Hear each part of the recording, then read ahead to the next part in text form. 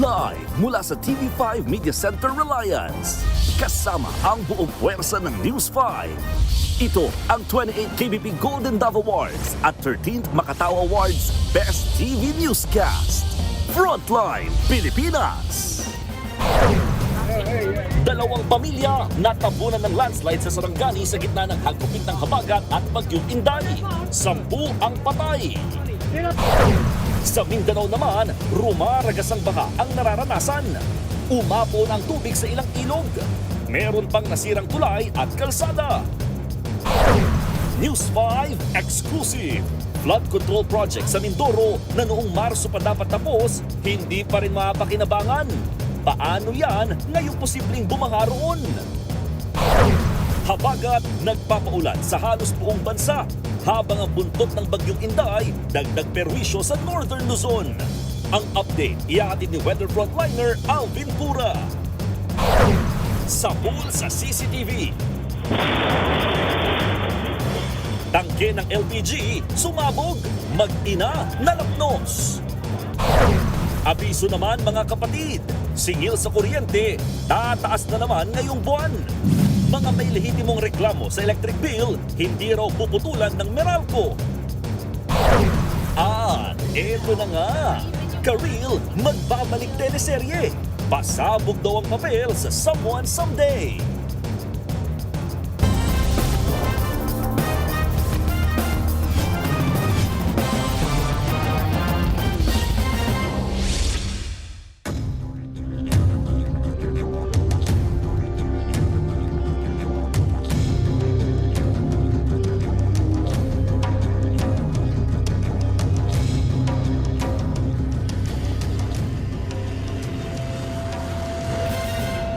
Mga kapatid, inyong nakikita ngayon ang mata ng bagyong Inday at ang lawak ng kaulapan nito. Nananatili itong nasa typhoon category. Nasa loob pa rin ito ng Philippine Area of Responsibility pero unti-unti na rin kumikilos papunta sa southern Japan. Punta naman tayo sa sitwasyon sa EDSA Reliance sa Mandaluyong. Sa mga oras na ito, mabigat na mabigat ang traffic. Madulas po ang kalsada dahil sa pagulan, kaya ingat sa inyong pagmamaneho. Ihatid namin ang live updates mula sa ilang binabantayang lugar na naapektuhan o posibleng ulanin dahil sa bagyong Inday at sa pinalakas nitong habagat. Trahedya ang sinapit ng dalawang pamilya sa kasagsagan ng ulan sa Malapatan, Sarangani. Natabunan ng lupa ang kanilang bahay. 10 ang patay, kabilang ang 5 bata at isang senior citizen. Narito ang Frontline Report. Hinukay at dahan-dahang hinugot ng grupo ng mga lalaki ang bangkay ng isang bata. Puno ng putik ang katawan ng biktima. Isa siya sa miyembro ng dalawang pamilyang natabunan ng gumuhong lupa sa Sitio Fandao sa Malapatan, Sarangani. Sa litratong ito naman, makikitang nakahilera ang bangkay ng 4 na biktima, bata at babae. Sa isa pang video, makikitang nag-aabang ng ambulansya ang mga residenteng ito habang nakasakay sa maladuyan na improvised stretcher ang sugatang biktima ng landslide. Nadala naman ito sa ospital pero namatay rin siya habang ginagamot. Ito ang litrato ng dalawang pamilyang nakatira sa bahay na natabunan ng gumuhong lupa. Nalagas ang lahat ng miyembro ng bawat pamilya. 10 ang kumpirmadong patay kabilang ang 5 bata at isang senior citizen batay sa tala ng MDRRMO. Nangyari ang landslide sa kasagsagan ng ulan sa Mindanao, bunsod ng habagat na pinalakas ng bagyong Inday. Dahil sa patuloy na ulan at sa posibilidad ng baha at landslide, pinalikas ang mga residente ng 2 barangay. Kabilang nga riyan ang barangay poblasyon kung saan natabunan ng guho ang 2 pamilya. Gayon din ang mga residente sa barangay Libi. Kamakailan lang ay nilindol din ang Sarangani at meron pang mga residenteng apektado nito ang nananatili sa mga evacuation center. Meron namang mga umuwi na matapos lindulin. Pero balik evacuation ngayon. Bumalik na naman because of the flash flood. Kung sa baha po, nasa 115 household, hindi pa kasama dyan yung kasama na nila ngayon na mga nasa lindol. Sa ngayon, patuloy ang clearing operation sa coastal road ng bayan ng Malapatan. Nanawagan na rin ang kanilang mayor sa mga residenteng nasa landslide-prone area na huwag nang magmatigas pa at lumikas na. Sa barangay Datalbukal naman sa bayan ng Glan, nakuhanan din ang pag-apaw ng tubig sa ilog bunsod na rin ng malakas na buhos ng ulan. Meron ding nasirang bahagi ng steel bridge sa barangay Tikulab sa bayan naman ng Maitom. Nagbabalita mula sa Frontline, Margie Bentulan, News 5. Pinangangambahang bahain ang ilang bayan sa Occidental Mindoro. Maiiwasan sana yan kung natapos ang flood control project na dapat ay noong Marso pa nagawa. Live mula sa Occidental Mindoro, nasa frontline ng balitang yan, si Mon Gualvez. Mon, ano na ang sitwasyon dyan ngayon?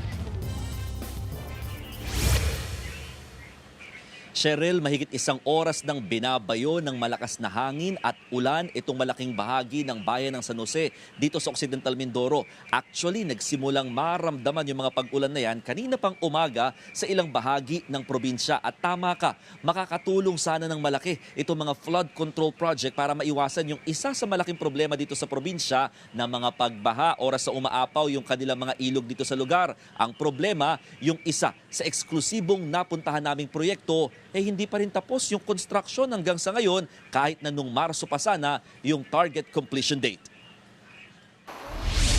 Bumuhos ang malakas na ulan sa barangay Murta sa bayan ng San Jose, Occidental Mindoro, bandang 9:00 kaninang umaga. Sinabayan pa yan ng malalakas na hampas ng hangin. Halos mag-zero visibility sa ilang lugar dahil sa tindi ng ulan. Nang tumila ay nanatili namang madilim ang mga ulap at nagbabadyang bumagsak ulit ang ulan. Sa bayan ng Mamburao, may kasamang kidlat at kulog ang malakas na ulang bumagsak. Kita pa nga sa kuha ng CCTV ang pagsayaw ng mga puno dahil sa palo ng hangin. Habang sa bayan ng Sablayan, matindi rin ang ulan. Kaya hindi nakapagtataka na mabilis tumaas ang tubig sa Amnay River. Malapit na nga nitong malampasan ng alert level ng tubig sa ilog. Ang problema, kapag nagtuloy-tuloy ang buhos ng ulan, hindi malabong umapaw kaagad ang mga ilog sa probinsya. Isa sa binabantayan nila ang Labangan River sa bayan ng San Jose. Sa drone video ng News 5, tanaw pa rito mga buhangin sa ilog na indikasyong silted o mababaw na kaya mabilis umapaw. Pero habang mababa pa ang level ng ilog, sinamantala pa rin ng ilang residente at mga sasakyan ang pagtawid sa hanggang binting tubig. Kinukuha raw kasi nila sa kabila ng ilog ang kanilang mga pananim. Mahirap po dahil pag di ka basta-basta makatawid pa lalo pag malalim na ang ilog. Ba't po kayo tumawid pa rin? Hindi naman po gaanong malalim pa. Kaya kumbaga kaya pa. Ang problema, oras na umapaw ang ilog, matinding baha ang perwisyo sa kalapit na barangay. Pag umulan talaga ng malakas, no, halimbawa mga 2 araw o 1 araw na maghapong ulan, pumapasok po ang tubig yan. No? At yan sa lugar na yan, ay lampas tao po dyan. Kaya malaking tulong daw sana sa kanila ang river dike na ginagawa rito. Yun nga lang, nang bisitahin namin ang proyekto, patuloy pa rin ang paggawa sa flood control project. Yan ay kahit may completion date sana nitong Marso ng taon, ang aabot sa 236.8 million pesos na proyekto para sa nasa 700 meters na haba ng riverbank protection. Kaya ngayong nagbabanta ang patuloy na pag-ulan, walang magawa mga residente kundi mangamba. Dahil ganyan po yung naging itsura ng flood control natin na iwan itong gitna, yun po yung isang nakakatakot. Kasi pagpasok po ng tubig doon, walang bababaan doon. Sinusubukan ng News 5 na kunin ang panig ng DPWH at kontraktor ng proyekto na Legacy Construction Corporation. Kabilang ito sa pinangalanan noon ni Pangulong Bongbong Marcos na kasama sa top flood control project contractors. Minsan na nga ring pinatawag sa mga nakaraang pagdinig ng Kongreso ang mismong Pangulo ng kumpanya.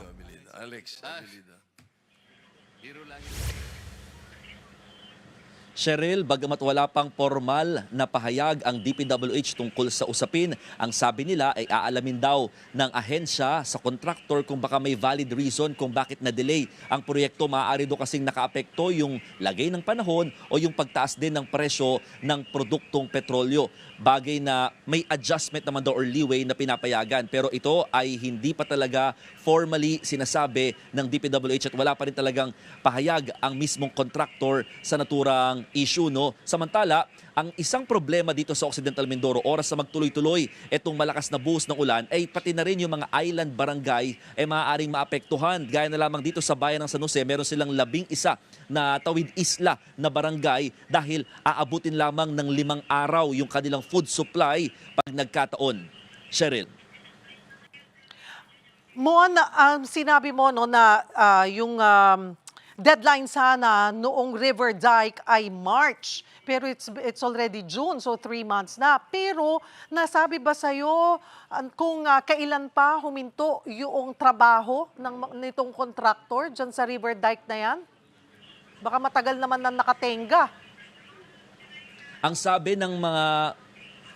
ng mga taga-barangay, Cheryl, as per their observation, tuloy-tuloy naman daw yung paggawa dito sa naturang proyekto, pero napansin daw nila yung pagkonti ng mga heavy equipment na talaga nagtatrabaho sa lugar. Kaya talagang ngayon na halos ginagawa pa rin kahit na may banta ng mga pag-ulan, ito yung kakaba-kaba ang mga residente, lalo't yung Labangan River na binabanggit. Kapag umapaw yan, talagang halos aabutin ng hanggang dibdib o lampas tao yung baha sa kanilang barangay na kailangan na naman nilang lumikas ng paulit-ulit kapag ganitong may mga pag-ulan at pagbaha. Cheryl. Maraming salamat, Mon Gualvez. Nakambal ng ulan at baha ang matinding traffic sa kalsada, kaya ang ilang motorista stranded nang biglang tumaas ang tubig. Live mula sa EDSA Reliance, nasa frontline na balitang yan si JC Cosico. JC, gaano na katindi ang traffic na susuungin ng ating mga kababayan pauwi ngayong gabi? Julius, mabigat nga yung traffic dito nga sa ating area sa may EDSA Reliance. Yan po ay both northbound. Ito po yung northbound going to Quezon City at yun naman kabila yung southbound going to Pasay City. At nakaapekto nga dyan itong ulang dala ng bagyong Inday at Habagat. Kanina nga dahil traffic sa EDSA, pumasok sa bike lane ng ilang rider. Kabilang na ang delivery rider na yan. Pero natsyempohan niyang may parating na motorsiklo kaya nagkasagian sila. Yun nga lang, bumagsak sa bike lane ang isa. Tila nagtalo pa nga ang dalawa. Ang CCTV na yan pinost online ni MMDA GM Nicolas Torre III. Tinawag niyang kamote rider ang dalawa na parehas may huli sa No Contact Apprehension o NCAP. Kanina binaha rin ang ilang bahagi ng Santolan. Ang service road abot binti ang baha kaya naging pahirapan ang pagdaan ng ilang motorista. Ang ilang sasakyan huminto muna at nagpahupa ng baha. Bumagal din ang trapiko sa may Ortigas flyover nang bumuhos ang malakas na ulan. Mataas rin ang baha sa Barangay de la Paz sa Pasig. Nagbabala ang lokal na pamahalaan sa mga magulang na mga batang naliligo sa baha na malapit sa creek. Sa Barangay Addition Hill sa Mandaluyong, tumaas rin ang tubig sa residential area malapit sa Matunas Creek. Patuloy na binabantayan yan ng LGU. Naglagay naman ng flood barrier ang MMDA sa harap ng Gate 4 ng Camp Aguinaldo. Yan ay para maharangan ang tubig na nagmumula sa kampo para di na umabot sa EDSA. Samantala, gutter deep din ang baha sa Vista Verde Village sa Cainta, Rizal. Kita ang basurang naipon sa estero nang tumaas ang tubig sa lugar. Kaya ang mga residente kanya-kanyang lusong. Julius, samantala, magkahalong nga oil price hike at rollback ang posibleng ipatupad next week. Ayon nga sa oil industry sources ay possible na 4 pesos po itong dagdag presyo sa kada litro ng diesel, habang 1 peso naman yung inaasahang rollback o hike sa gasolina. Base po yan sa 4-day trading ngayong linggo. Balik sa inyo. Maraming salamat, JC Cosico.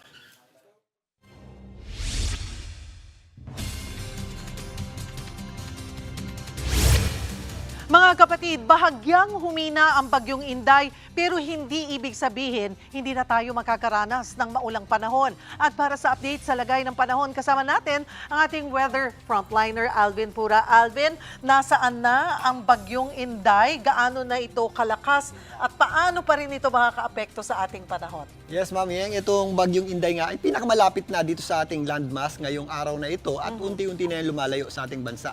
Ito po ay hindi nga naglandfall at yan po ay huling namataan ng pag-asa sa layong 520 kilometers east northeast ng Itbet, Batanes. Nasa dagat yan at patungo na dito sa area ng Southern Japan at papunta dito sa east portion ng China. At maaari na yung makalabas ng ating area of responsibility bukas din ng tanghali. Pero kahit palabas na po yan, patuloy pa rin yung magpapalakas ng ating habagat o southwest monsoon na siya pong nagpapaulan na sa malaking bahagi ng ating bansa, including Metro Manila. Actually, parang ito na yun, ano? Nagsisimula na mga kapatid yung peak ng epekto ng enhanced southwest monsoon.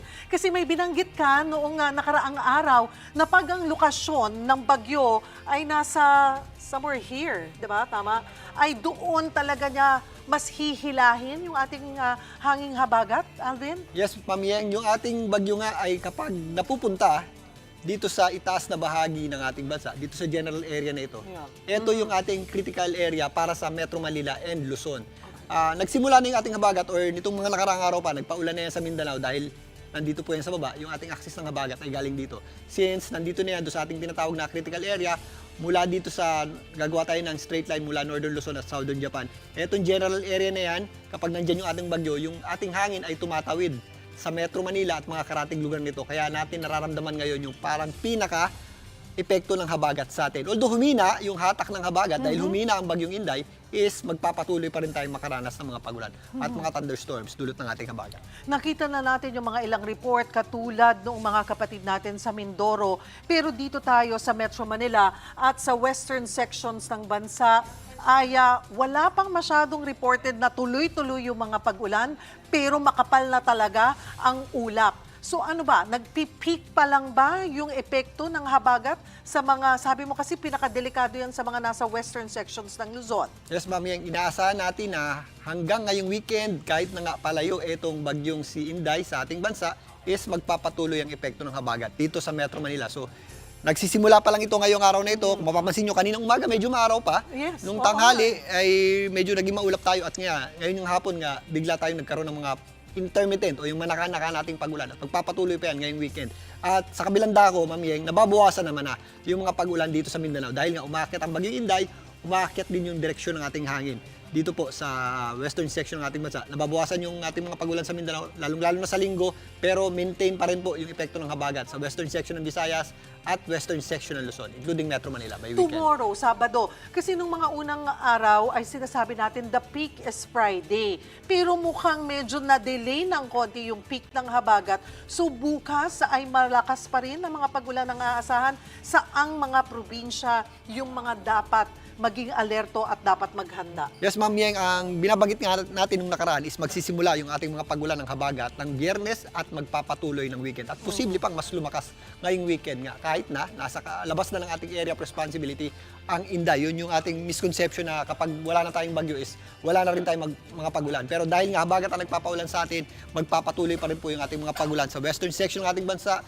Meron pa rin tayong mga posibleng pagulan dito sa Zamboanga Peninsula, Northern Mindanao at lalong-lalo na dito sa western Visayas, yung mga pagulan natin concentrated pa rin sa may isla ng Panay, sa may Antique, kasama po dyan ang Negros Islands at dito nga sa Occidental Mindoro, magpapatuloy pa rin dyan. Posible pa rin dyan yung malalakas nating pagulan. Maliban dyan ang natitirang bahagi ng Mimaropa, may mga pagulan pa rin tayo dyan. Calabarzon, lalong-lalo na ang Cavite at Batangas, maging dito sa Metro Manila by weekend, magpapatuloy yung pagulan natin. Kasama na po dyan ang ilang bahagi ng Central Luzon, lalong-lalo na yung nasa kaliwa, yung nasa Kanluran, Zambales at Bataan, at madadagdagan din yung ating mga pagulan. Gaya nga ng nababanggit natin kanina, Ma'am Yeng, umaakit yung ating axis ng habagat, aakyat din yung mga pagulan natin sa Ilocos Region, kasama dyan ang La Union at Pangasinan, sa mga magdadagat, medyo maulap tayo dyan at maulan, at yung ating area sa mga kabundukan sa Cordillera, kasama ang Baguio City. Kaya sa may mga lakad ngayong weekend, isaalang-alang po natin ang mga posibleng pag-ulan sa ating mga plano at mag-ingat din po tayo sa mga epekto nito. Ma'am Yeng. Maraming salamat, Weather Frontliner Alvin Pura. Silipin naman natin ang sitwasyon sa Quezon City na may pinakamaraming flood-prone areas sa buong Metro Manila. Live mula sa Quezon City, nasa frontline na balitang yan, si Mobile Journal Alexis Ebue. Alexis, kumusta ang sitwasyon dyan?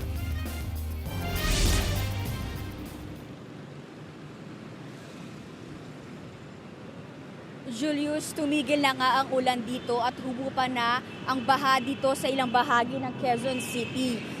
Pero hindi ibig sabihin na magiging kampante na tayo. Dapat maging alerto pa rin tayo dahil panaka-naka at pabugso-bugso ang buhos ng ulan dito. Kahit ngayon nga kasalukuyan mahangin dito sa parte ng G. Araneta dito sa Quezon City. Kanina din nag-ikot tayo, no, at nakita natin yung ilang bahagi na o parte ng Quezon City na binaha.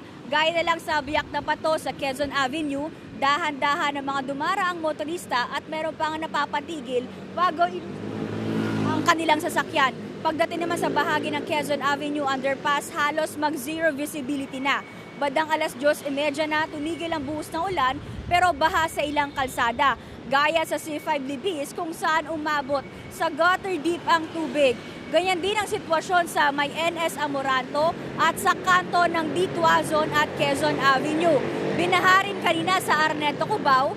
Ito yung mga madalas na binabahang lugar tuwing umuulan.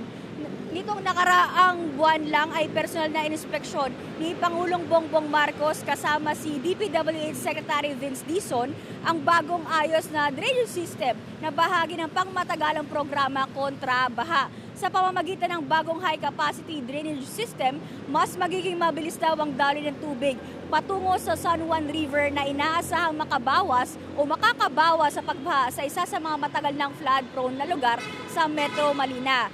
Si Tatay Levy Encarnacion nasaksihan pa ang bagyong Undoy dito sa G. Araneta, Barangay Tatalon, Quezon City. Sinabi niya mabilis ang pagtaas ng tubig dito noon pero ngayon mas kampante na sila. Binuksan yung pump station doon sa ilog. Kaya hindi ganong bumaha dito.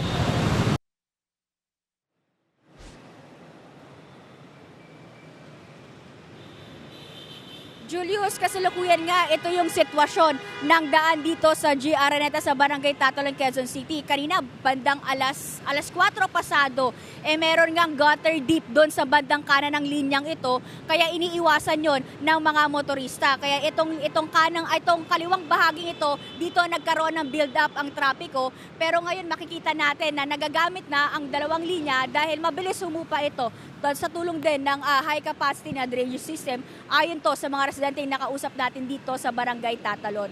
Julius? Maraming salamat, Mobile Journal Alexis Ebwe. Binaha ang ilang probinsya sa Mindanao dahil sa malakas na ulang dulot pa rin ng habagat.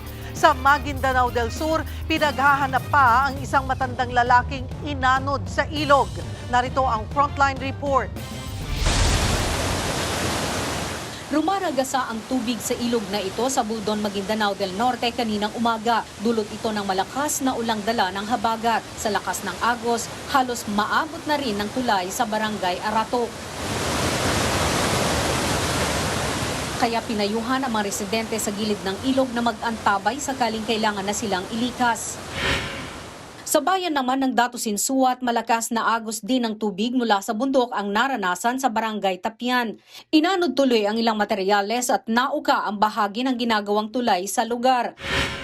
Tinulungan ng responders at mga volunteers ang mga residenteng apektado ng masamang panahon, gaya ng sasagyang ito na naipit na sa bahang kanal. Nailigtas naman kahapon ang 2 buwang sanggol sa gitna ng rescue operation sa mga binaha. Inilagay siya sa styro box para maihatid sa ligtas na lugar. Nirescue rin ang iba pang residente na nalubog sa baha ang mga bahay sa ilang barangay sa bayan ng Parang. Sa kabila yan ng emergency drainage clearing operation na isinagawa kahapon. Tulong-tulong ang mga taga-barangay at volunteers para linisin ang mga kanal para mabawasan ang pagbaha sa highway. Sa ngayon, 24/7 daw na naka-standby ang autoridad sa buong probinsya. Naghahanda rin sila sa relief supplies. Sa bayan ng Dato Salibo, Maguindanao del Sur, malawakang pagbaha ang naranasan sa Barangay Andavit. Lahat ng bahay pinasok ng tubig. Kaya mga bangkana ang ginamit nila para sa transportasyon. Ang paligid nga ng elementary school na ito, nagmistula ng ilog dahil sa pagbaha. Sa eskwelahan na rin muna nanatili ang mga inilikas na mga residente. Patuloy namang pinaghahanap ang isang matandang lalaki na nalunod sa Talayan River. May gumamit na ng jet ski at rubber boat para sa search operation. Sapagkat Ang iba namang responder, tinalian at nagpaanod sa ilog para tignan ang mga natumbang puno. mamahal na mayor, Pati ang alkalde ng bayan, personal na ring tinignan ang sitwasyon. Kahapon pa inilikas ang mga residenteng naapektuhan ng pagbaha.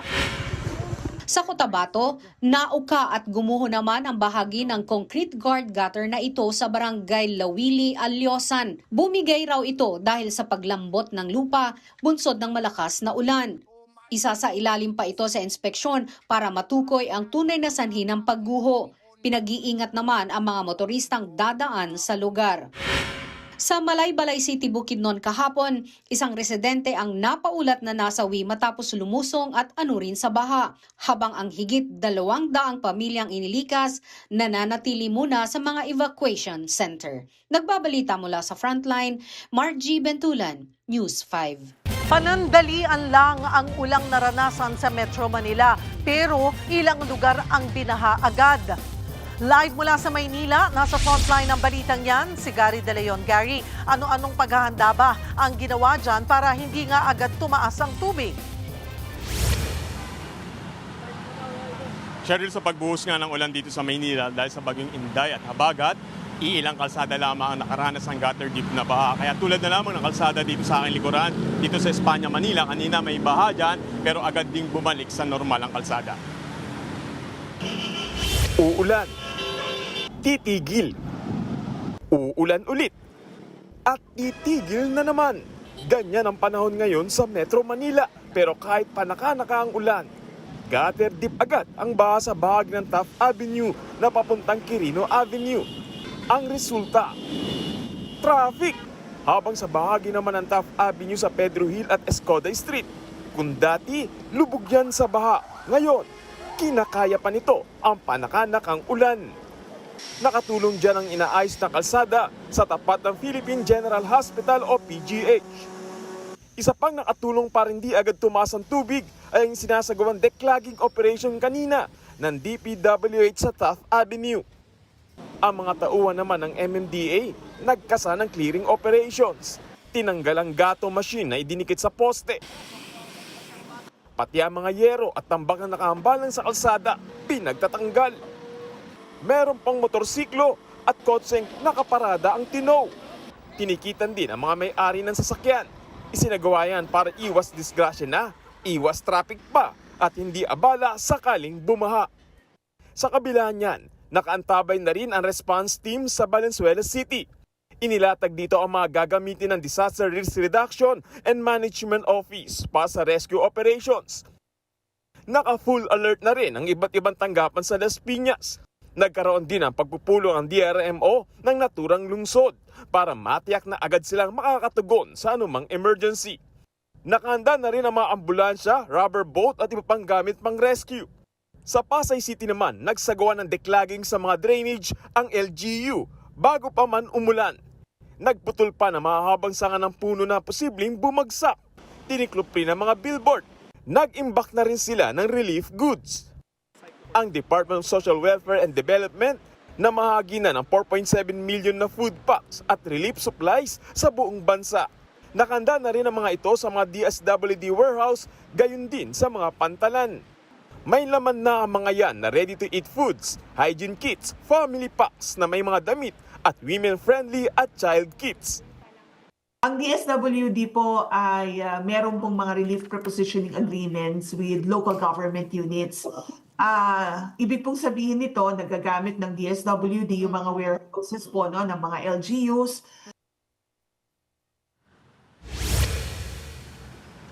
Cheryl, sa buong maghapon sa Maynila nga, hindi halos maramdaman ang pagbaha dahil sa maagap na preparasyon nga ng lungsod at tuloy-tuloy na declogging operation. Pero ngayong gabi, magdamagan ay magbabantay pa rin ng LGU sa magiging sitwasyon sa mga kalsada at pagbaha. Cheryl. Maraming salamat, Gary De Leon.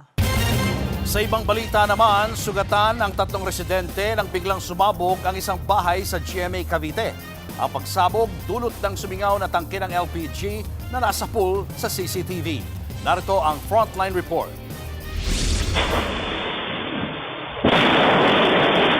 Alas 9 ng umaga nitong Huwebes nang magulantang ng malakas na pagsabog ang mga residente sa Barangay Gavino, Madiran, GMA Cavite.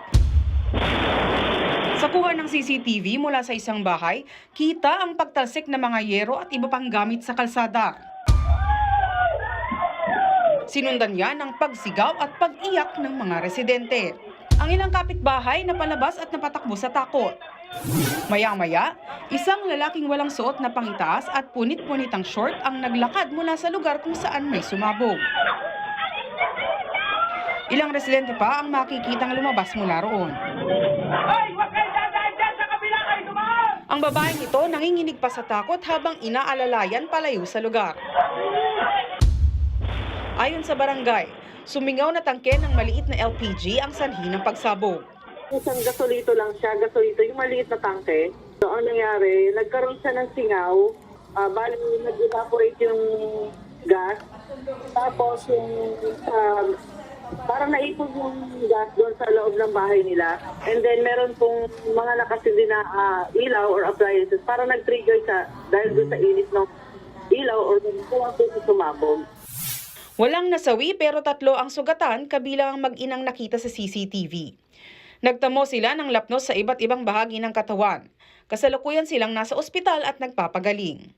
Isang bata rin ang sugatan matapos tamaan ng yero. Bukod sa bahay ng biktima, nabasag ang salamin at nasira ang pinto ng katapat na bahay nito. Agad namang rumesponde ang mga bombero at mga opisyal ng barangay para i-secure ang lugar. Abiso nila sa publiko, laging suriin ang kondisyon at koneksyon ng kanilang LPG tank bago ito gamitin. Oras na makalanghap ng amoy ng tumatagas na gas, iwasang magsindi ng apoy o magbukas ng anumang dekuryenteng appliances. Agad ding makipag-ugnayan sa mga kinauukulan. Nagbabalita mula sa Frontline, Ana Cruz, News 5. Timbog ang 4 na lalaki na sangkot umano sa paihi modus sa Malabon City. Nasabat ang libo-libong litrong iligal na diesel na aabot sa 20 milyong piso ang halaga.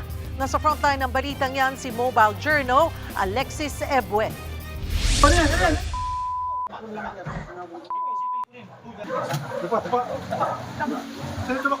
Hindi na nakapalag ang mga lalaki niyan sa Barangay Concepcion, Malabon City. Matapos sa lakayin ng mga tauhan ng PNP Criminal Investigation and Detection Group ang kanilang tugboat. Ikinasa ng CIDG ang bypass operation dahil sa paihi scheme ng grupo. Tumambad nga sa mga otoridad ang nasa 100,000 litro ng diesel na karga ng 2 tugboat. Ang kabuhang halaga niyan, nasa mahigit kumulang 20 milyong piso. Ito yung tugboat na isa sir na meron din naman. Kinumpiska ng mga otoridad ang mga bangka at karga nitong petrolyo. Inaresto naman ang 4 na lalaki na datnan sa lugar, kabilang dyan ang kapitan at mga pahinante ng mga bangka. Ayon sa CIDG, hindi lang iisang grupo ang gumagawa nito sa Malabon at sa Navotas. Nagkalat daw ang mga ito sa laot, kung saan isinasalin ang mga petrolyo sa kaibabagsak sa Pangpang. Kukunin na itong mga tugboats na ito sa laot. Okay. Dadalhin sa area ng Malabon, Navotas. From there, may naghihintay ng mga tanker. I-fill up nila yon, pupunuin nila ang mga yon. Yung tanker naman, yun ang magdi-distribute sa mga consumers niya sa baba. So yun yung ano nun. At a lower price. Dagdag pa ng CIDG, nakakasira ng makina ng mga sasakyan ang mga petrolyong ibinebenta ng grupo. In the long run, ang magsasuffer pa din ang inyong mga bulsa dahil kung makikita nyo, naghahalo ang tubig at mga diesel doon sa sinisip-sip nitong tanker na ito na ibinababa sa inyo na ginagamit ng sasakyan nyo. Eventually, masisira din yung sasakyan nyo dahil dito. Sa ngayon, patuloy pa ang investigasyon sa pagtugi sa mastermind ng operasyon. Nasa kustudiya ng mga pulis ang mga naaresto at mahaharap sa kaukulang kaso. Nagbabalita mula sa Frontline, Mobile Journal Alexis Ebue, News 5. Mga kapatid, magtipid. Tataas na naman ang singil sa kuryente ngayong buwan. Kung magkano, alamin sa report na ito. Kung akala nyo nakahinga na ng kaunti ang budget ng pamilya, naku po, may panibago na namang dagdag gastusin. Simula ngayong buwan, magdaragdag ang Meralco ng 34 centavos kada kilowatt-hour. Ibig sabihin, kung nasa 200 kilowatt-hours ang konsumo ng bahay, may halos 65 pesos na dagdag sa bill. Kung 300 kilowatt-hours, lampas 100 pesos ang dagdag. At kung umaabot ng 500 kilowatt-hours, nasa 171 pesos. Kaya para sa mga pamilyang araw-araw nang nagtitipid, isa na naman itong dagdag pasanin. Imbis na pwede ka pang gastusin mo sa pagkain o kaya sa ibang bagay, kailangan sa ibang bagay, napupunta sa kuryente lahat ang gastusin. Mabigat. Siyempre, kami, dito lang talaga kami umaasa sa tindahan namin. Pati mga maliliit na negosyo, ramdam ang dagdag singil. Baka hindi na namin alam kung paano pa kikita, lalo ang hina ng hanap buhay ngayon. Tapos dagdag pa yung taas sa mga presyo ng bilihin. Kaya hindi ko alam kung tataas ulit ang bill dito sa tindahan namin tsaka sa bahay. Wala naman kami dinadagdag na mga appliances. Ayon sa Meralco, tumaas ang singil dahil sa mas mahalang halaga ng kuryenteng nabili nila sa mga power supplier. Isa sa mga dahilan ang maintenance ng Malampaya Gas Facility, pati ang pagtaas ng presyo ng enerhiya dahil sa tensyon sa Middle East. Nadagdagan din ang transmission charge, pero may kaunting pag-asa. Sabi ng Meralco, posibleng bumaba ang generation charge sa Agosto. Bunsod ang mababang demand dahil sa maulang panahon. Samantala, pinananawagan ni Senador Risa Hontiveros na huwag munang putulan ng kuryente ang mga customer na may nakabimbing reklamo sa kanilang bill. Paliwanag naman ng Meralco, ginagawa na rin nila ito. Kami po sa Meralco, what we do is when we receive a concern from a customer sa bill niya, talagang kailangan nire-resolve po muna namin yung bill. Hanggang hindi namin nare-resolve, hindi po namin i-disconnect yung customer for non-payment of that bill. Nagbabalita mula sa Frontline, Maluy Chivaria, News 5. Hinamon ng Malacanang si Vice President Sara Duterte na patunayang wala siyang nagawang impeachable offense. Kasunod yan ang pahayag ng bise na itigil na raw ang anyay pamumulitika. Pati si Mayor Baste Duterte hindi rin pinalampas ng palasyo. Narito ang Frontline Report. Itigil na muna natin yung pamumulitika at pananawagan nila ng transparency and accountability, pero ang totoong pakay nila ay ang kanilang mga sariling political interest. Muling naglitanya si Vice President Sara Duterte na pinupolitika siya sa gitna ng paggulong ng kanyang impeachment trial. Kaya belta ni Palace Press Officer Undersecretary Claire Castro, ang dapat pagsabihan ng bise ay ang kanyang mga kaalyado na nagpapakalat umano ng fake news laban kay Pangulong Bongbong Marcos. Dagdag pa ni Castro, obligasyon ng bise na sagutin ang mga paratang laban sa kanya. Wala raw namumulitika. Aniyan, nakasaad sa konstitusyon ang impeachment trial. Kung mapatutunayan daw ni VP Sara na wala siyang impeachable offense, wala raw makapipigil sa kanyang tumakbo at mangarap na maging pangulo sa susunod na eleksyon. Pero sa ngayon, dapat daw igalang at huwag politikahin ang proseso. Kapag kasi na-convict ang bise sa impeachment trial, hindi na siya pwedeng humawak ng anumang posisyon sa gobyerno. Hindi rin pinalampas ng palasyo ang pahayag ng kapatid ng bise na si Davao City Mayor Baste Duterte na pinaparusahan ang di sumunod sa Administrasyong Marcos. Sila yung nasa kapangyarihan. Kung sino yung hindi sumunod sa kanila o ayaw sumunod sa kanila, paparusahan talaga nila yan. Kaya sagot ni Castro, ang pagsuntok sa sheriff na gumaganap lang sa tungkulin ang tunay na abuso sa kapangyarihan. Matatanda ang nanuntok ng sheriff si VP Sara sa isang demolition noong 2011 habang mayor pa siya ng Davao City. Samantala, bumelta rin sa bise si House Prosecutor Joel Chua. Sabi ni Chua, sagutin muna ni VP Sara ang mga aligasyon bago kumana ng namumulitika lang. Matagal na rin pong nag-aantay ang ating mga kababayan sa sagutin niya ang issue kung sino si Mary Grace Piatos. At matagal na rin po nag-aantay ang ating mga kababayan sa sagot niya kung saan po nakuha yung transaksyon na nagkakahalaga ng 6.7 billion na inilabas po ng AMLAC. Yan po muna ang sagutin niya bago po siya magsabi na kami ay namumulitika lamang. Wala pang komento si VP Sara sa mga pahayag ng palasyo at ni Congressman Chua. Nagbabalita mula sa Frontline, Marian Enriquez, News 5. Mga kapatid, magbabalik bansa si Pinay tennis ace Alex Ayala para sa isang fan meet event. Magaganap ang homecoming event sa Makati City sa July 15 kung saan magkakaroon ng chance ang ating mga kababayan na makita up close si Alex. Kasabay niyan, pinuri naman ni Spider-Man actor Andrew Garfield ang naging performance ni Alex sa Wimbledon noong tinalo niya ang former defending champ na si Iga Swiatek. Ayon sa kanya, nakaka-inspire daw ang kanyang ginawa. Those special moments you get to share with an athlete who's just beginning on her journey, and it was really kind of inspiring actually. Susunod, hold-upper na nang molestya ng babae sa loob ng sasakyan na aresto na. Isa pang insidente ng landslide sa Mindanao, 5 ang patay at 6 ang nawawala matapos matabunan ng lupa sa Lanao del Sur. Kaysa raw malugi dahil sa bagyo, mga magsasaka sa Benguet, inani na ang mga tanim nilang letsugas.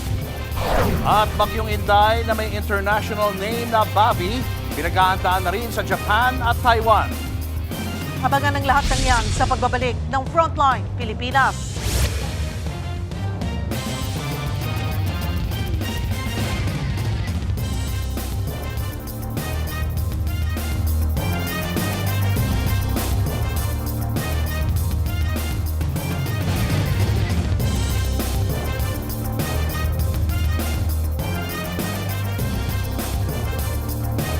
Mga kapatid, Julius Babaw po, nasa Middle East o saan mang dako ka ng mundo, manatiling may alam at may pakialam sa mga mainit na balita dito sa ating bansa.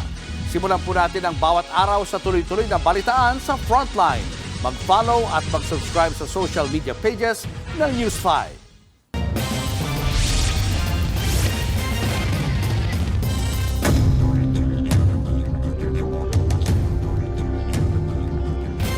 Nasawi ang 5 residente matapos gumuho ang lupa sa Calanogas, Lanao del Sur. Kanya-kanyang hukay ang mga tao. Malaking bahagi kasi ng bundok ang bumagsak sa ilang bahay. Bukod sa mga namatay, 6 pa ang nawawala. 2 ang sugatan. Nangyari ang landslide kanina madaling araw sa kasagsagan ng malakas na ulan bunsod ng epekto ng bagyong Inday at Habagat. 10 kilometro ang sakop ng natabunan ng gumuhong lupa, kaya pahirapan puntahan sa ngayon ang lugar. Patuloy pa rin naman ang search and rescue at retrieval operations doon.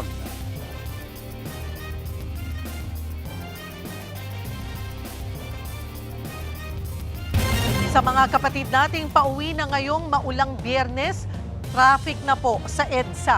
Live mula sa EDSA Reliance sa Mandaluyong, nasa frontline ng balitang yan si JC Cosico. JC, ano nang update sa sitwasyon dyan ngayon? Cheryl, gumagalaw pero mabagal nga itong daloy ng trapiko dito sa may EDSA Reliance. Yan nga ay para dito sa parehong northbound and southbound.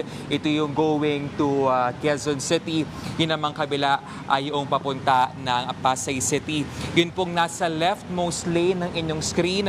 Yun po ang EDSA busway kung saan po tuloy-tuloy ang biyahe ng mga bus. Yun namang katabi niyan ay yung mga sasakyan na daraan dyan sa may EDSA Shaw Underpass. Yun namang mga motor ay kadalasan na pong naandun sa may rightmost part nitong kalsada. Pero yung iba nga ay sumisingit dito nga sa mga sasakyan para nga makausad. Sa ngayon ay bumuhos ulit itong ulan dito nga sa ating area, no? At kanina ay nagkaroon nga ng pagbaha dyan sa may EDSA Shaw Tunnel northbound. Pero hupa na po yan sa mga oras na ito. Nagsagawa rin ng declogging itong MMDA dyan sa may EDSA Santolan sa Cubao, Quezon City para nga humupa ang baha. Una nang hiniling, Cheryl, ng MMDA sa mga mall operator, no, na payagan at gawing libre yung parking overnight bilang paghahanda nga rito sa bagyong Inday at Habagat at tubugon naman dyan itong mga mall operators. Cheryl? Maraming salamat, JC Cosico. Maagang nag-ani ng kanilang mga tanim ang ilang magsasaka sa Benguet. Yan ay sa pangambang bahain lang ang mga ito dahil sa malakas na ulang dala ng bagyong Inday. Narito ang Frontline Report. Kahit malakas ang ulan, sinaga ng grupo ng mga magsasaka na ito na anihin agad ang mga pananim na letsuga sa strawberry farm sa La Trinidad, Benguet. 30,000 din daw ang halaga ng mga ito at kapag tumaas ang level ng tubig sa Bolo Creek dahil sa ulang dulot ng bagyong Inday, Sigurado raw na malulugi sila dahil masisira lang ang mga tanim. Baka ma-flood, kaya kahit na gano'n sinasapalaran namin harbisin. Oo, mapakinabangan po. Inabisuhan na ng La Trinidad LGU ang mga nakatira malapit sa creek na mag-antabay sa kanilang mga abiso. We always give them advice na kung meron man sa kanina damages, all farmers affected must report to their barangay with the picture as an evidence na meron sila na damage. So, all kinds, hindi lang crops, to include also cut flowers and also animals. Wala pa naman sa critical level yung Balili River at itong Bolo Creek. So, okay pa naman, wala naman tayong reported na flooding. Pero tumas yung tubig sa river pero hindi naman siya umapaw. Kanselado na ang klase sa bayan dahil sa masamang panahon. Maghapon namang nabalot na makapal na hamog ang Baguio City. Pabugso-bugso rin ang malakas na hangin at ulan. Ilang kalsada na ang binaha. May natumba namang puno sa Legarda Road na bumagsak sa ilang nakaparadang sasakyan. Minomonitor din ng LGU ang sitwasyon ng City Camp Lagoon na madalas bahain dahil nagsisilbi itong catch basin ng lungsod. Nagbabalita mula sa Frontline, Faye Tobias, News 5. Showbiz, eto na nga! Mga kapatid, eto na nga ang mga umaarangkadang showbiz balita ngayong Biyernes. Mula red carpet hanggang Hollywood. Walang humpay ang tagumpay ng internationally acclaimed Filipina actress na si Dolly De Leon. Pero pag uwi ng bahay, isa raw siyang certified gamer. Nasa frontline ng balitang yan, si MJ Marford. Lahat ng hard work dapat may reward. Kaya ang aktres na si Dolly De Leon may regalo sa sarili matapos ang sunod-sunod niyang international projects. Video game. Bumibili ako ng video games. So, yun na yung pinaka-reward. Oo. What video game are you playing, Dolly? You know, I recently did something very bad. I bought a PS5. Bumili ako ng PS5, guys. And ang mahal-mahal ng bala. So, yun yung reward ko, yung bala ng PS5. Ang mahal. Hindi, merong 3. May 3 naman. Yung mga 5 hindi ko binibili. So, yan yung mga Resident Evil, Call of Duty Mobile, Split Fiction, yan yung mga... O diba? Certified gamer pala si Miss D. Eto pa nga, hindi lang yan ang pinagkakaabalahan ng aktres. Lilipad na naman si Dolly para sa mga bagong international projects tulad ng Boys Like Daniel, The Chaperones at ang DreamWorks animated film na Forgotten Island na hango mismo sa mitolohiyang Pilipino. Very Pinoy talaga, and they really did their research, their extensive research to really get down to the truth of our stories about our elementals or yung mga taong lupa natin. So, nandun din yung culture of family, friendship, lahat. Very Pinoy. Sa ngayon, napapanood si Dolly sa mga Hollywood series na Maximum Pleasure Guaranteed, Avatar: The Last Airbender at 9 Perfect Strangers sa Apple TV, Netflix, Hulu, Prime Video, and Disney+. Legit na Pinoy pride! Mapa-series, film o animation, patuloy na pinatutunayan ni Dolly De Leon na kayang makipagsabayan ng galing ng Pilipino sa buong mundo. Nagbabalita mula sa Frontline, MJ Marfori, News 5. Susunod, Japan at Taiwan ramdam na rin ang hagupit ng bagyong Inday. Chief of Staff ni VP Sara na si Attorney Zuleika Lopez posibleng gawing hostile witness sa impeachment trial. 2 pang testigo isasalang sa susunod na linggo. At South Korean singer na si IU, hiwalay na sa aktor na si Lee Jong-suk. Yan at iba pa sa pagbabalik ng Frontline Pilipinas.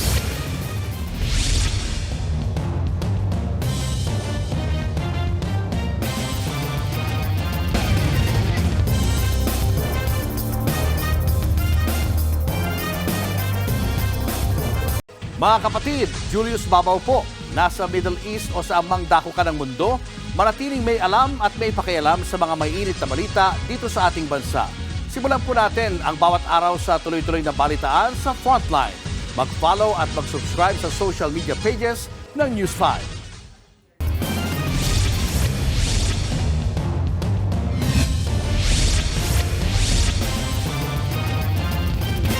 Naaresto na ang isang lalaki sa Pampanga na notorious sa pangmomolestya ng mga babae.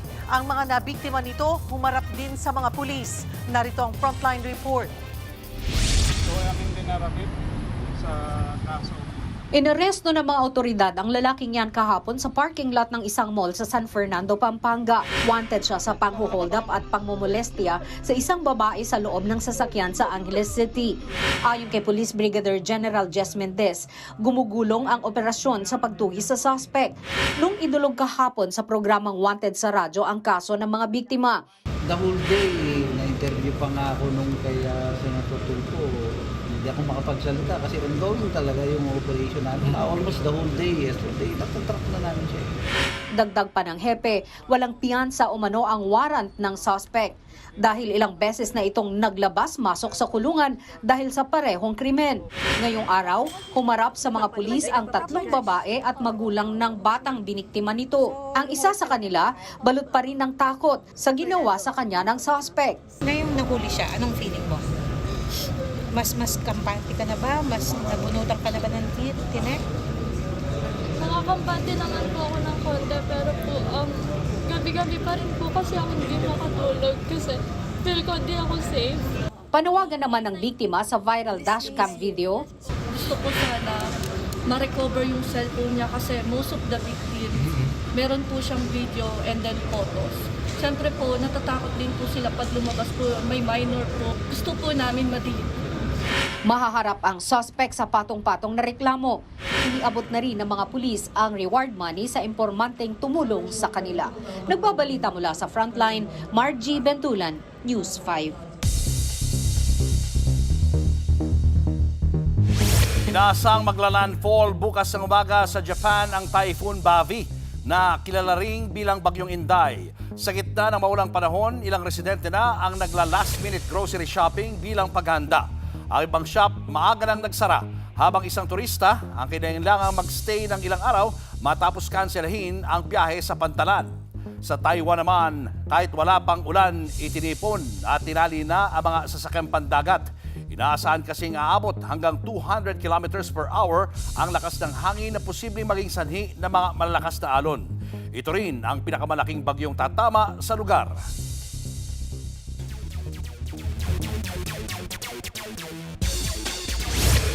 After 2 years, magbabalik sa Japan si 30 Ravenna matapos siyang kunin ng isang team sa B-League. Sa pagkakataong ito, maglalaro ang 6'2 guard para sa kuponang Toyama Grouses para tulungan silang makabawi sa kanilang 18 wins at 42 losses noong last season. Bago umalis si 30 sa nasabing liga noong 2024, naglaro siya para sa Sun and Neo Phoenix kung saan nag-average siya ng 12.5 points at 5 rebounds. Prinisente na ng ating mga pambato sa larangan ng triathlon para sa paparating na 20th Asian Games sa Nagoya, Japan. Para sa women's individual, pambato natin sina Kira Ellis at Raven Alcoceba. Sa men's naman, locked in na sina Fertan at Aki Lobres. Sa mixed relay, nakalinya sina Kim Mangrobang at Kim Remolino. Kasalukuyan naghahanda abroad ang ating mga pambato para sa Asian Games na magsisimula sa September 19. At yan muna ang latest sa sports. Ako po si Denise Tan. Susunod!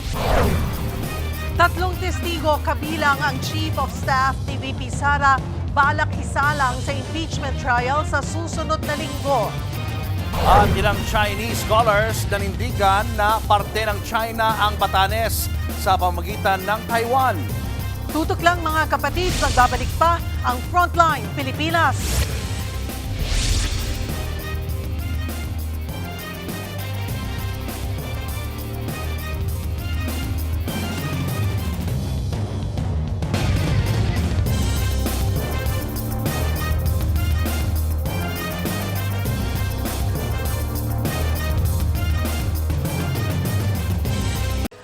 Mga kapatid, Cheryl Cosim po.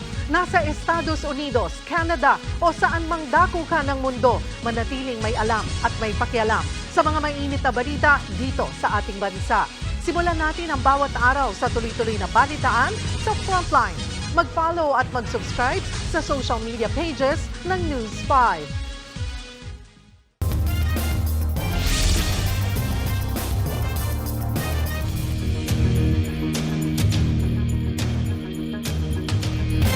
Posible raw na mas sumaba pa ang oras ng impeachment trial ni Vice President Sara Duterte sa susunod na linggo. 3 testigo na kasi ang ihaharap sa korte, kabilang na ang Chief of Staff ng BICE na si Attorney Zuleika Lopez. Nasa frontline ng balitang yan si Mean Los Baños. Mula isang testigo sa loob ng 3 araw, target naman ng impeachment court na 3 testigo ang maisalang sa 3 magkakasunod na araw sa susunod na linggo. Sa Lunes, ipipresenta ng prosekusyon ng NBI Regional Director na si Attorney Jeremy Lotok para sa Article 4 ng impeachment case. Ang umano'y pagbabanta ni Vice President Sara Duterte laban kay Pangulong Bongbong Marcos. Sa Martes, nakatakdang tumestigo ang Chief of Staff ng BICE na si Attorney Zuleika Lopez na sa ngayon ay isa palang regular na witness. Pero pwede raw siyang gawing hostile witness at mangyayari lamang yan kung magmomosyon ang prosekusyon. Hindi kasi pwedeng gumalaw ang korte nang walang mosyon sa either party na ideklara ang isang testigo na hostile. Kapag hostile witness ka, ibig sabihin may conflict of interest ang testigo sa ini-impeach na opisyal. Base sa Court Rule 132 Sections 10 to 13, kapag hostile witness, maaring tanungin ang leading question sa cross-examination. Sa Miyerkules naman, balak isa lang si House Legislative Security Bureau Executive Director Captain Belinda Bello. Pero hindi lang mga testigo ang aabangan. Posible rin daw na mas humaba ang bawat araw ng pagilitis. So we expect siguro a long trial date on Monday just to try to finish the direct examination, the cross-examination. Ito pang isang inaabangan sa Lunes, ang paghahain ng memoranda ng prosekusyon at depensa kaugnay ng hiling na ipasapina ang tax records at bank records ni VP Sara at ng kanyang asawang si Attorney Man Scarpio. At sa Miyerkules naman, magtatapat ang magkabilang panig sa tig 10 minutong oral arguments. Pagkatapos niyan, maaring diretsyo nang magpasya ang presiding officer kung maglalabas ng sapina. Pero kapag may senator judge na tumutol, baka mauwi ito sa botohan ng senator judges. Samantala, aabangan pa rin kung sisipot si VP Sara lalo't ang kanyang Chief of Staff ang haharap sa korte sa Martes. Ayon kay impeachment spokesperson Attorney Reggie Tonggol, araw-araw raw nakahanda ang impeachment court sakaling dumating ang BICE. Ready ang holding room at kung papasok naman mismo sa impeachment court, sa VIP gallery uupo si VP Sara para subaybayan ang sarili niyang pagilitis. Nagbabalita mula sa Frontline, Mean Los Baños, News 5. Halos 30 ang nasawi sa nasunog na pabrika ng sapatos sa China. Nilamon ng apoy at nabalot ng makapal na usok ang multi-story building sa Jinjiang City nitong Huwebes. Natrap ang ilang trabahador sa rooftop. Kaya gumamit na ng crane ang mga bumbero para maabot at masagip ang mga trabahador. Higit 200 workers ang nailigtas. Inutos na ni Chinese President Xi Jinping na panagutin ang mga responsable sa insidente. Nasa kustodiya na ng mga otoridad ang mga in charge sa kumpanya. Showbiz, eto na nga! Mga kapatid, ito na nga, malungkot na balita po para sa fans ng Lee couple. Hiwalay na ang real-life couple and Korean stars na sina IU at Lee Jong-suk. Matapos ang mahigit 1 taong espekulasyon ng hiwalayan, kinumpirma na ito ng kanilang mga agency. Sinabi ng ahensya na nananatiling mabuting magkatrabaho ang dalawa. Nagkakilala ang dating power couple sa Korean music show na Inkigayo. Tumagal ang relasyon nila ng 4 na taon. Kilala po si IU sa mga seryeng Hotel del Luna, My Mister at When Life Gives You Tangerines. Habang si Lee Jong-suk naman sa While You Were Sleeping at Big Mouth. Susunod, mga tricycle driver, 6 na araw nagpabalik-balik sa isang bahay para magnakaw. At sa ating K-Alaman, ngayong Prize Day, Alam nyo ba kung bakit French fries ang tawag kahit hindi naman ito gawa sa France? Tutok lang mga kapatid, magbabalik pa ang Frontline Pilipinas.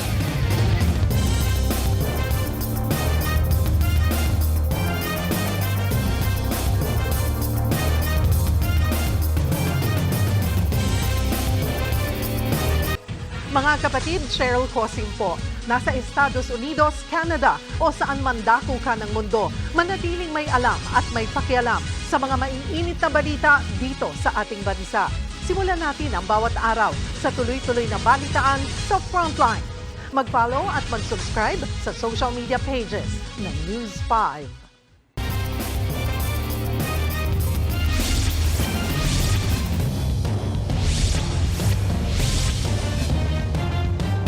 Paulit-ulit na ninakawan ng isang bahay sa Maynila sa loob ng 6 na araw.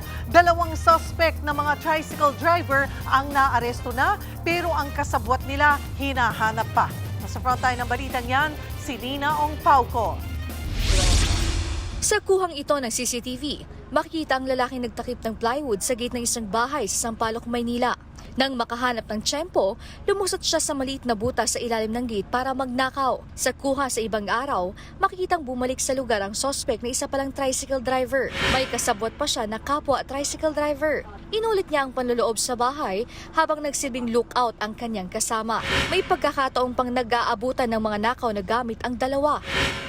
Sa investigasyon ng mga pulis, inulit-ulit ng mga sospek ang pagnanakaw sa loob ng 6 na araw. Nasa bakasyon noon ang may-ari ng bahay. Naabutan na lang ng may-ari na wasak na ang pinto at nawawala na ang ilang gamit sa bahay. Kaya humingi siya ng tulong sa mga otoridad. Doon na nireview ang mga CCTV at nakita ang pagnanakaw. Sa follow-up operation, naaresto ang 2 sospek sa harapan mismo ng bahay ng pinagnakawan nila.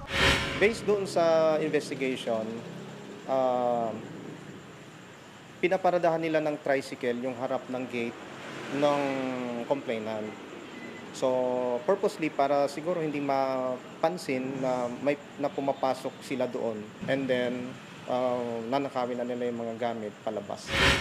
Natangay ng mga sospek ang tinatayang mahigit 100 at 13,000 pisong halaga ng gamit gaya ng mga alahas, mamahaling relo, mountain bike, wallet at iba pa.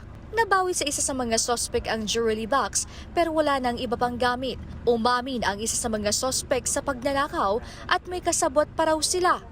Hindi siya pumasok yung bunso. Sino? Yung bunso, yung hinahanap po nila. Ilan po kayo? 3, bali yung isa nakawala, nakatakbo. Ano pong role niyo po dun sa... Lookout lang po. No comment na lang po. Patuloy ang manhunt operation sa isa pang kasabwat. Nakakulong na ang 2 naarestong sospek na maharap sa reklamong robbery. Nagbabalita mula sa Frontline, Nina Ong Pauco, News 5.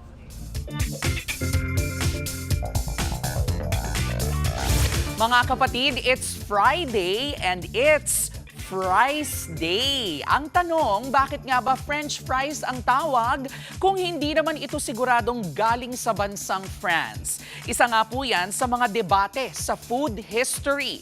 Hanggang ngayon, nag-aagawan pa rin ng Belgium at France kung sino nga ba talaga ang nagpauso ng fries. Ayon po sa isang sikat na kwento, noong magyelo ang mga ilog sa Belgium, hindi sila makapangisda. Kaya ang mga patatas, hiniwa nila na parang isda at iprinito.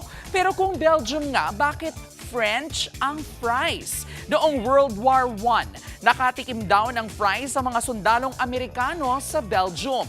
Pero dahil French ang wikang ginagamit ng maraming Belgian, edi tinawag po nila itong French fries. At yan na nga ang tawag na kilala hanggang ngayon. Sa Belgium nga, meron po silang fries museum para malaman ang kasaysayan nito. Ito pa nga, noong 2003 dahil sa pagtutol ng France sa gyera sa Iraq, may mga restaurants sa Amerika na pansamantalang pinalitan ang pangalan ng French fries at ginawang Freedom Fries. Oo mga kapatid, pati yung mga fries na damay na po sa isyong pangpolitika. Kaya sa susunod na order kayo ng fries, tandaan, hindi lang po patatas yan, kundi isang pagkain hanggang ngayon, abay malutong pa rin ang kasaysayan. Yan po ang ating K-Alaman. K-OK. susunod. Lalaki nagtangkang nakawin ang donation box ng simbahan. At Karil, magbabalik teleserye sa Someone Someday. Pasabog daw ang kanyang comeback. Bakit kaya? Yan at iba pa sa pagbabalik ng Frontline Pilipinas.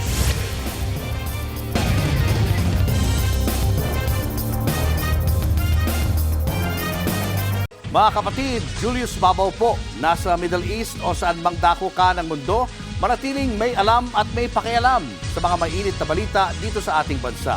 Simulan po natin ang bawat araw sa tuloy-tuloy na balitaan sa Frontline. Mag-follow at mag-subscribe sa social media pages ng News 5. Huli pero hindi kulong. Yan ang sinapit ng lalaking nagtangkang nakawin ang donation box ng isang simbahan sa La Trinidad, Benguet. Sa kurang CCTV, makikitang sapalitang hinila ng lalaki ang nakakandadong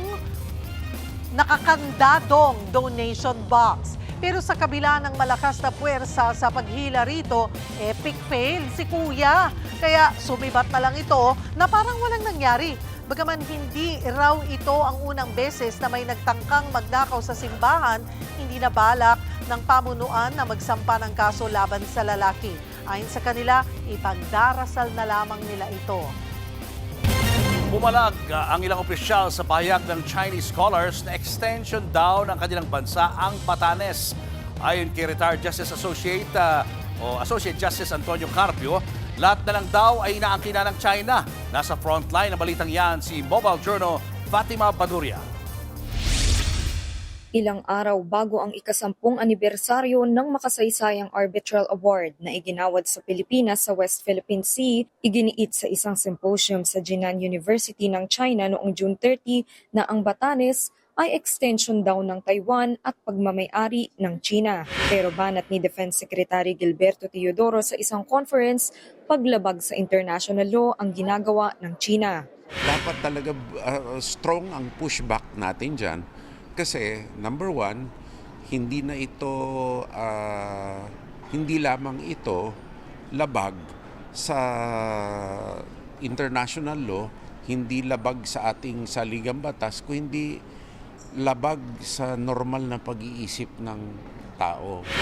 Tila lahat na lang daw inaangkin ng China, ayon kay retired Supreme Court Senior Associate Justice Antonio Carpio.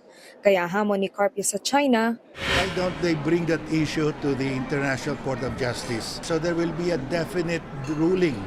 Because what's happening, they want to claim everything. They can claim the moon, but what is the point if there is nobody who will decide? Sinabi naman ni Armed Forces Chief of Staff Romeo Bronner Jr. na pinalalakas na nila ang estratehiya para patuloy na maitaguyod ang karapatan at soberanya ng Pilipinas sa West Philippine Sea. We have expanded joint training, enhanced interoperability, improved maritime domain awareness, and strengthened our collective ability to respond to emerging threats. Naibaba ang Arbitral Award sa Pilipinas noong Hulyo 12, 2016 na pinasawalang bisa ang 9-dash line ng China at pag-angkin nito sa West Philippine Sea. Nagbabalita mula sa Frontline, Fatima Baduria, News 5. Nagsorry ang PNP General Hospital matapos makwestiyon ang pagbisita ni na Vice President Sara Duterte at Senator Robin Padilla sa kaalyado na si Senator Rodante Marcoleta. Bakit daw? Kasi pinayagan ang dalawa, gayong dapat naka-isolate ang senador. Nasa frontline ng balitang yan, si Camille Samonte. I'm just saying about the lapses that we forgot to say na kailangan nakamask sila because of the condition of the senator. Yun lang yung hiningi ko ng apologize. Aminado ang PNP Health Service na nagkaroon sila ng pagkukulang sa pagpapatupad ng medical protocol sa mga bumisita kay Senator Rodante Marcoleta. Yan ay matapos questionin ni Sandigan Bayan Associate Justice Ronald Moreno kung bakit pinayagan na madalaw ni na Vice President Sara Duterte at Senator Robin Padilla si Marcoleta, kayong dapat naka-isolate siya.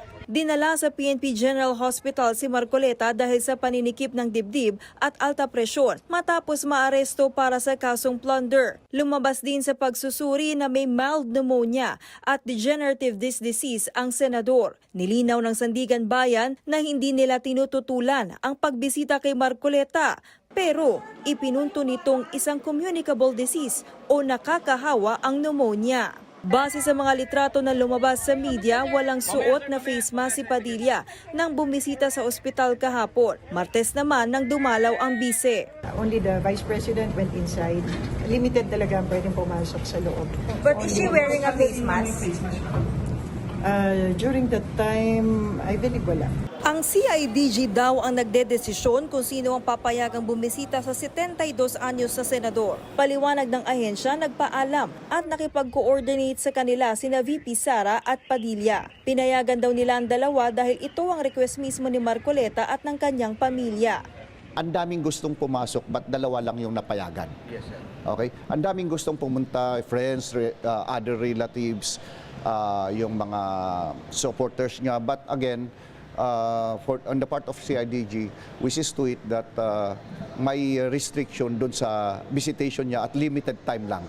Nang tanungin kung kailan pwedeng humarap sa korte si Marcoleta para sa commitment order, sinabi ng PNP General Hospital na fit to travel na ang senador. Pero mas maiging matapos niya ang pag-inom ng antibiotics sa loob ng 7 araw o hanggang sa July 15. Kasunod niyan, ipinag-utos ng korte ang pagsusumite ng daily notarized medical report ni Marcoleta. Inutos din ang isang independent medical exam para matukoy kung kailangan pa ba niyang manatili sa PNP General Hospital. Samantala, na-consolidate na sa 3rd Division ang isa pang kaso ni Marcoleta na paglabag sa Presidential Decree 46 o pagbabawal sa mga taga-gobyerno na tumanggap ng regalo. Dahil dyan, 3rd Division na ang hawak ng parehong kaso. Nagbabalita mula sa Frontline, Camille Samonte, News 5. Showbiz, eto na nga! Mga kapatid, ito na nga, malaki drama ang peg ng tambalang Riza May at Bimbi o Maybe sa viral na Facebook reel ng Eat Bulaga. Yeah.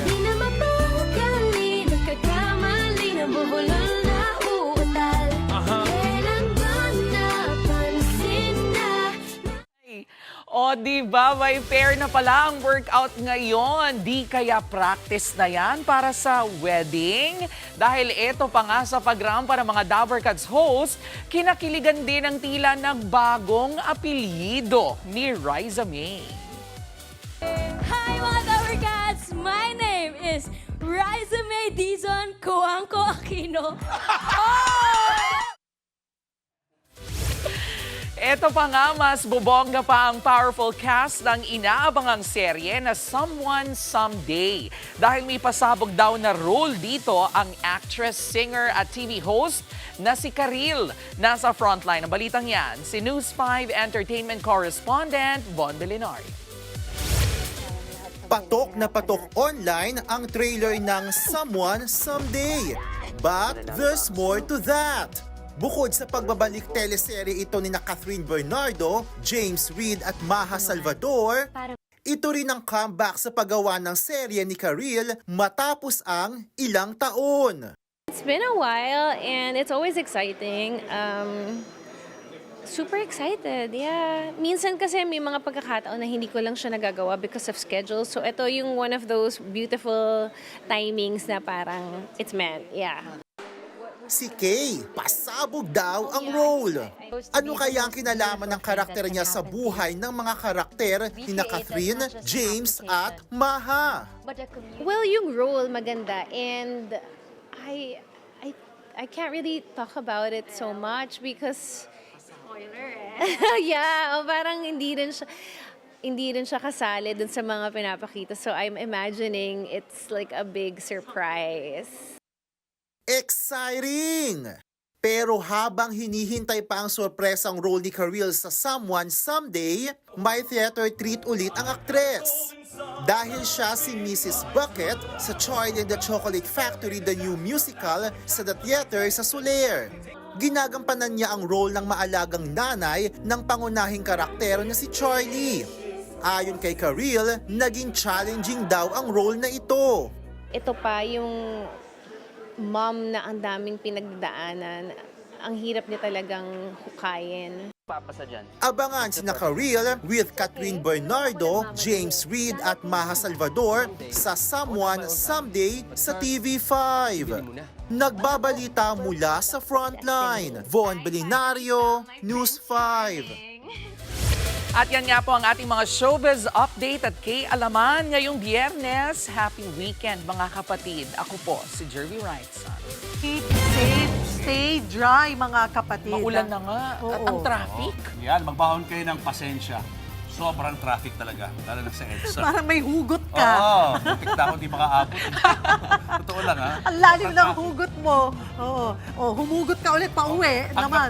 Tanggap ko na. Tiis-tiis na lang. Opo, mag-ingat mga kapatid, huwag tayong magpakampante. Marami kasing mga netizens nagsasabi, anong sinasabi niyong ulan ang araw-araw? Magpasalamat na rin tayo kung di po kayo inulan, pero marami tayong mga kapatid ang talagang nakakaranas ng matinding buhos ng ulan at binabaha na nga yung ibang mga barangay, mga ibang probinsya. Ingat po kayo. Ingat. Abangan nyo kami sa Lunes dito sa TV5 sa 1PH, RPTV, True TV at 105.9 True FM. Kami ang inyong mga kapatid sa Balitaan at Public Service. Walang iwanan sa Frontline Pilipinas. Susunod na ang Sigabo.